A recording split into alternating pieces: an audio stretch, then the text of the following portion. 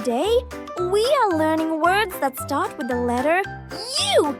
U is for umbrella, something that keeps you dry in the rain. U is for uniform, what you wear to school or work. U is for unicorn, a magical horse with a sparkling horn. U is for utensils, things you use to eat, like forks and spoons. U is for urn, a fancy container for keepsakes. U is for ukulele, a tiny guitar that makes happy music. U is for umpire, the person who makes sure the game is fair.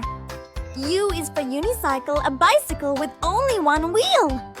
U is for USB, a small device to store or transfer data.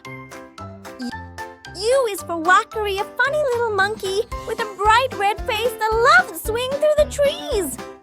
U is for udon, yummy thick noodles that you can eat with chopsticks. U is for Uganda cob, a graceful antelope that leaps and runs across the African plains. U is for ugly, a bumpy but delicious fruit that's sweet and tangy. U is for Ulysses butterfly, a magical bright blue butterfly that flutters through the forest. U is for umbrella bird, a funny bird with a big feathery umbrella on its head. U is for Uriel, a strong mountain sheep with amazing spiral